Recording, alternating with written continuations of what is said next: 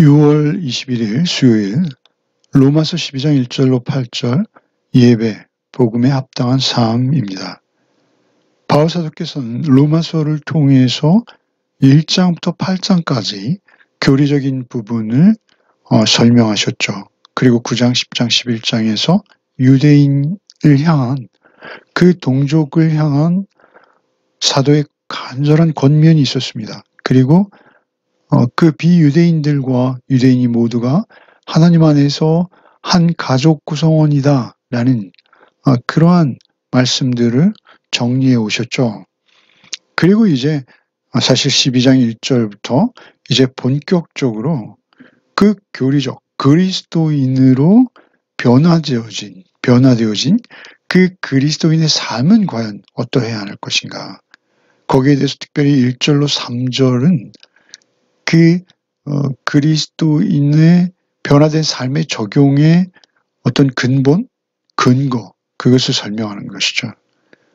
어떻게, 왜 우리가 세상과 구별되어진 삶을 살아야 하는가에 대해서 1절로 3절을 그 원리적인 측면을 설명하시고 3절부터 이제 마지막 절 오늘 묵상하는 거기까지 이제 공동체, 교회 공동체 안에서 각각 자기가 받은 은혜대로 어떻게 자리매김할 것인지 먼저 교회 공동체 안에서의 삶부터 정리하기 시작하시는 것이죠.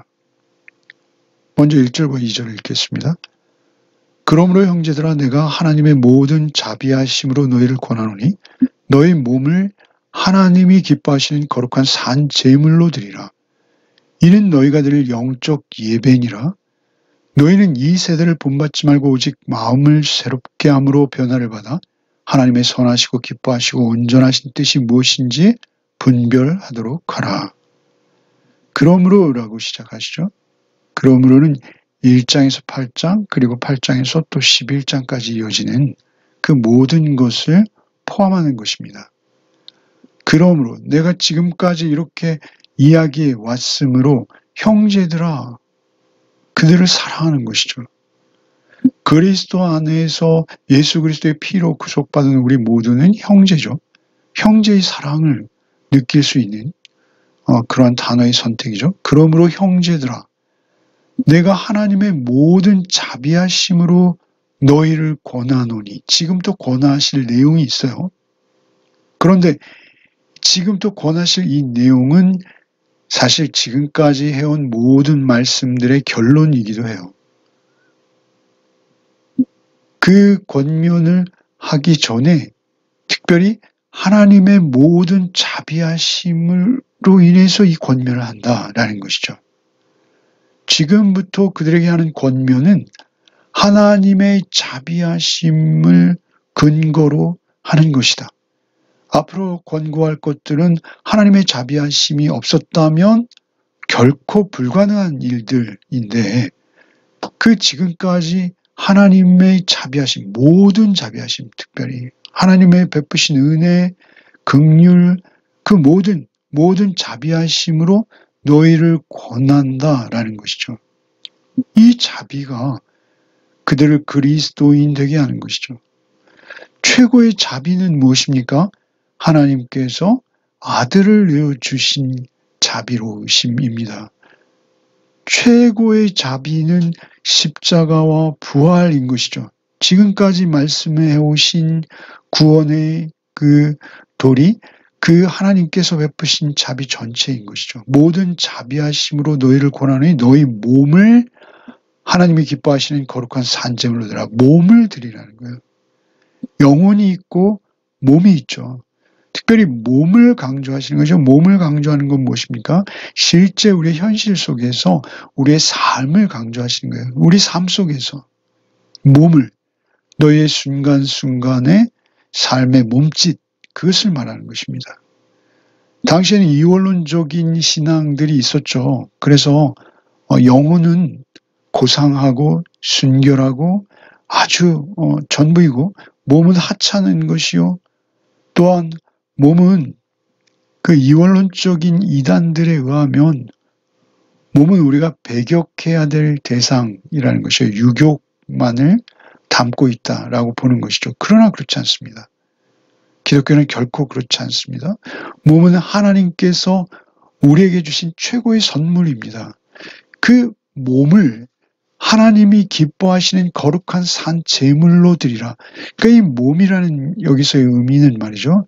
우리의 삶 전체를 말하는 것이죠. 특별히 모든 자비하심으로 살아가는 자들에게 있어서 몸, 그 삶의 정황, 삶의 모습들, 삶의 몸짓들, 그 모든 것들이 하나님이 기뻐하시는 거룩한 산 제물이 되어라 라는 것이죠. 제물로 드리라. 산 제물로 드리라. 제물은 죽여서 드리는 것이죠. 그런데 살아있는 제물이라고 말씀하세요. 살아있는 제물로 드리라라는 것은 무엇입니까? 그것은 우리가 잘 아는 갈라디아서 2장 20절 말씀입니다. 내가 그리스도와 함께 십자가에 못 박혔나니 라고 바울사도 고백하시죠. 그러나 이제는 내가 산 것이 아니라 오직 내 안에 그리스도로 말미암아 내가 살아가는 것이다. 나의 모든 삶 전체는 그리스도에게 드려지는 삶이다 라고 말씀하시죠. 로마서에서는 6장 부분, 5장에서 6장으로 이어지는 부분에서 세례로 비유하시죠. 결국 내 안에 나 죽고 예수로 사는 것이죠. 그 산 제물로 드려져라. 예수 그리스도의 표현대로 하면 자기를 부인하고 십자가를 지고 주님을 쫓는 삶. 그것이 산 제물의 삶입니다. 예수께서 우리에게 어린 양이 되셔서 제물 되셨어요. 그로 인해서 그 은혜로 그 긍휼 자비로 우리는 구원 얻었습니다. 그렇기에 거룩한 산 제물로 드려지는 이유는 주님이 먼저 우리에게 제물 되어 주셨기에 그렇습니다. 거룩한 산 제물로 드리라라고 명령하시는데요. 여기서 한 번 드리는 게 아니고요. 그것은 헬라어의 현재 분사예요. 그래서 계속적으로 드리는 거예요. 계속. 바울사도가 고린도전서 15장에 나는 날마다 죽노라 이런 고백도 하시잖아요. 산 제물로 드려진다라는 의미는 이제 내가 세상을 쫓지 아니하고 예수 그리스도의 말씀을 쫓아 살겠나이다. 내 안에 나의 죄된 본성들을 죽여가는 삶, 그리고 오직 하나님의 성품을 그 빛 가운데로 나가는 삶, 그 빛을 본받는 삶, 그 빛을 반영해내는 삶, 그러한 삶으로 하나님 앞에 제물되어 살겠습니다. 이런 것이죠. 그래서 거룩한 산 제물로 드리라라고 명령하시는 거죠. 계속적으로 드리라는 것이죠. 제물된 삶을, 살아있는 제물된 삶을 살아내라. 계속해서 이렇게 말씀하시는 것입니다. 이는 너희가 드릴 영적 예배니라. 영적 예배라고 번역했어요. 사실 이 단어 헬라어 로기코스는 어떻게 번역하면 참된 이런 의미입니다. 참된. 그러니까 참된 예배다라는 것이죠. 예배는 우리가 그저 어떤 시간에 앉아서 성경책을 들고 찬송을 부르고 말씀을 듣고 하는 것이 아니라 우리 몸으로 하나님의 거룩한 산 제물로 드려지는 것, 그것이 참된 예배라는 것입니다. 참된 예배. 로기코스, 참된 예배입니다. 너희는 이 세대를 본받지 말고 오직 마음을 새롭게 함으로 변화를 받아 하나님의 선하시고 기뻐하시고 온전하신 뜻이 무엇인지 분별하도록 하라. 이 세대를 본받지 말고, 이 세대는 항상 하나님의 뜻을 거스르고 있었어요. 예수 그리스도께서 오셨을 때도 이 세대는 하나님의 뜻을 거스르고 있었어요. 그래서 예수 그리스도를 십자가에 못 박은 것이죠. 이 세대를 본받지 말고, 이 세대는 어떤 세대입니까? 공중권세 잡은 자의 세상인 거예요. 배금주의를 쫓아 약육강식의 세상인 거예요. 당시의 삶이나 지금 우리가 살아가고 있는 이 현대의 삶이나 똑같다는 것이죠. 세상 사람들이 추구하는 가치, 그것은 변하지 않았어요. 그들의 삶의 기준도 바뀌지 않았어요. 오직 예수 그리스도 안에만 새로운 삶이 있는데 그 이 세대를 본받지 말고 오직 마음을 새롭게 함으로 변화를 받아 새롭게 한다. 고린도후서 우리가 잘 아는 5장 17절 그리스도 안에 있는 자 새로운 피조물. 하나님께서 하나님의 영으로 성령으로 우리를 매일 만져가시는 것이죠. 그 새롭게 함으로 변화를 받아 매일 내 안에 나 죽고 예수로 사는 것 자체가 변화를 매일매일 경험하는 삶입니다. 새롭게 함으로 변화를 받아 하나님의 선하시고 기뻐하시고 온전하신 뜻이 무엇인지 분별하도록 하라. 선하시다. 선한 분은 하나님 한 분이시죠. 그 선하시다라는 것은 하나님의 말씀을 의미합니다. 선하시고 기뻐하시고 기뻐한다는 것은 그 말씀에 순종할 때 하나님 쪽에서 기뻐하시는 기쁨이에요. 하나님이 기뻐하시는 기쁨. 하나님이 우리의 어떤 것을 가장 기뻐하실까요? 하나님 말씀 앞에 순종하는 자. 말씀이 육신되어 우리 가운데 거하시는 예수 그리스도로 말미암아 그 은혜로 매일매일 새롭게 변화되어져 가는 삶, 재물된 삶, 그 선하시고 기뻐하시고 온전하신 분도 하나님 한 분이시죠. 우리가 스스로 온전할 수 없어요. 오직 하나님의 온전하심을 쫓는 거예요. 하나님의 형상.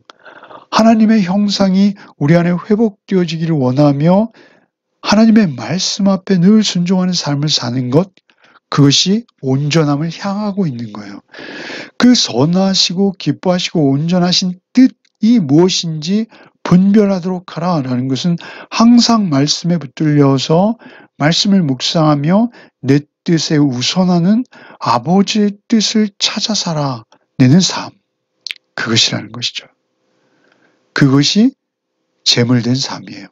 거룩한 산 제물로 드리라 라는 이 말씀이 구체적으로 설명되어진 것이죠. 선하고 기뻐하시고 온전하신 하나님의 뜻을 쫓아 살기를 힘써라.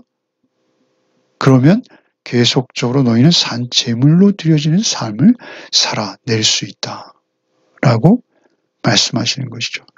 이것이 이제 우리 그리스도인이 새로운 삶을 살아가야 될 근거와 본질이 되는 거예요. 그리고 이제 먼저 그럼 그 삶은 어디서부터 보여질 것인가? 교회라는 것이죠. 먼저 3절부터 읽겠습니다. 내게 주신 은혜로 말미암아 너희 각 사람에게 말하노니 마땅히 생각할 그 이상의 생각을 품지 말고 오직 하나님께서 각 사람에게 나누어 주신 믿음의 분량대로 지혜롭게 생각하라. 우리가 한 몸에 많은 지체를 가졌으나 모든 지체가 같은 기능을 가진 것이 아니니 이와 같이 우리 많은 사람이 그리스도 안에서 한 몸이 되어 서로 지체가 되었느니라.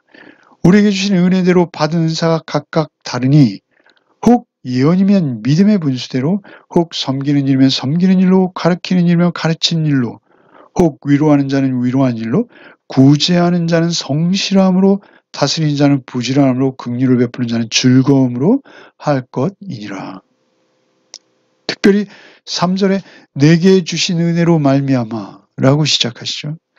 우리가 교회 공동체에서 봉사하는 것, 섬기는 것, 그것은 말이죠. 은혜 받은 대로 하는 거예요. 은혜에 앞서가면요, 부작용이 있습니다. 오직 받은 은혜대로 감사함으로 하는 거예요. 여기서 내게 주신 은혜로 말미암아 너희 각 사람에게 말하노니 라고 할 때 사도께서 받으신 은혜를 말씀하시는 것이죠. 사도는 사도의 직분을 받았어요. 각자 받은 은혜가 있어요. 그 은혜의 분량대로 헌신한다라는 것이죠.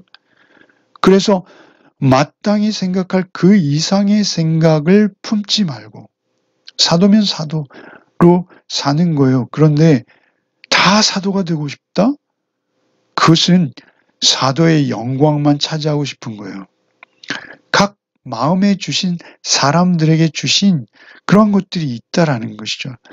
그런데 그것을 마땅히 그 마음에 주신 것 이상의 생각을 품지 말고 오직 하나님께서 각 사람에게 나누어 주신 믿음의 분량대로 지혜롭게 생각하라.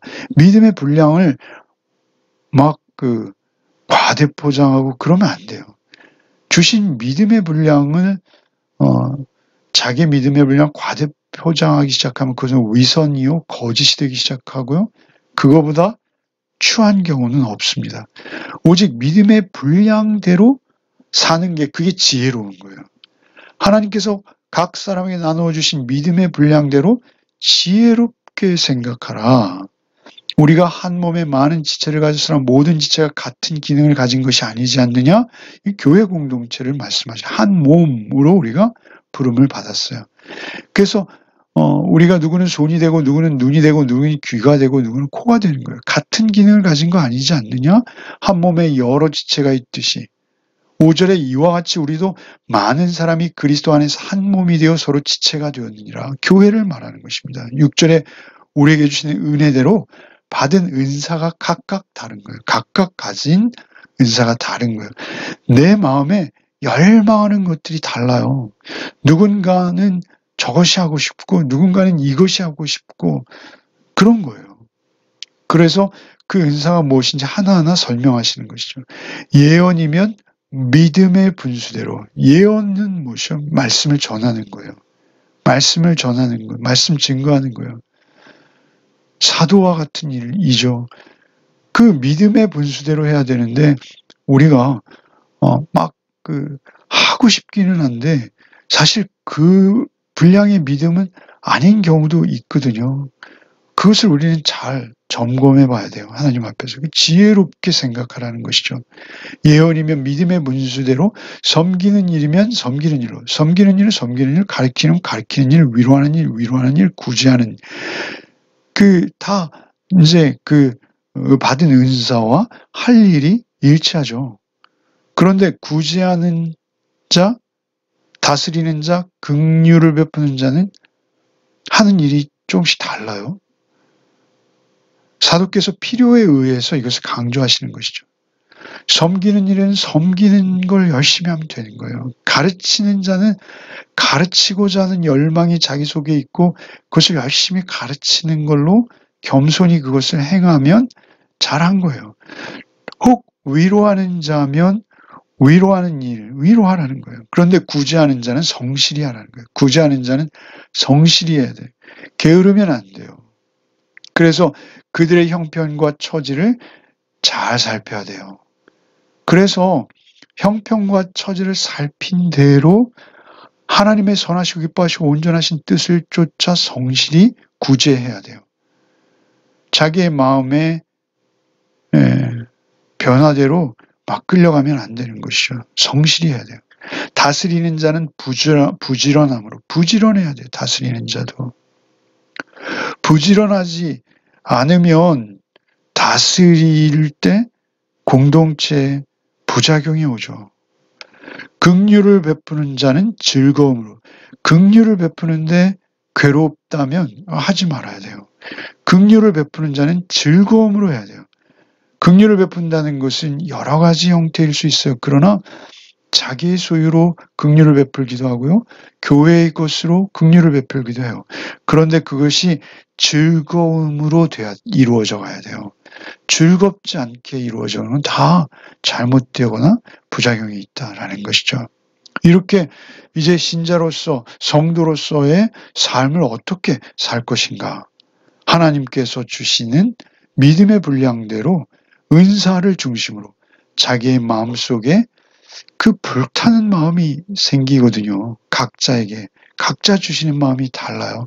그러면 그 마음대로 최선을 다해서 섬겨 나가라. 이렇게 말씀하시는 것이죠. 오늘 12장 1절로 8절 말씀에서 사실 1절과 2절 말씀은 요절입니다. 너무나 중요한 말씀이에요. 우리의 몸을 하나님 기뻐하시는 거룩한 산 제물로 드리는 삶.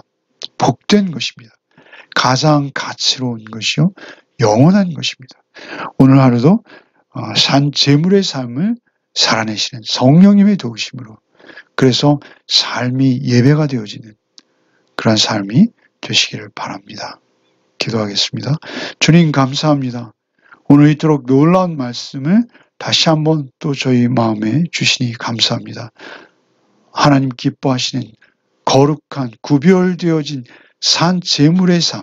그래서 하루하루의 삶이 하나님 앞에 온전히 드려지되 계속적으로 드려지는 삶이 되게 하여 주옵소서. 오직 이 세대를 본받지 말고 오직 마음을 날마다 새롭게 함으로 성령님이 주시는 변화를 인정하고 또 그것에 순종함으로 하나님이 선하시고 기뻐하시고 온전하신 뜻을 분별해내서 우리의 모든 언행이, 선택이, 판단이, 우리의 모든 걸음걸음이 주님이 기뻐하시는 삶이 되게 하여 주시옵소서. 예수 그리스도 이름 받들어 기도하옵나이다.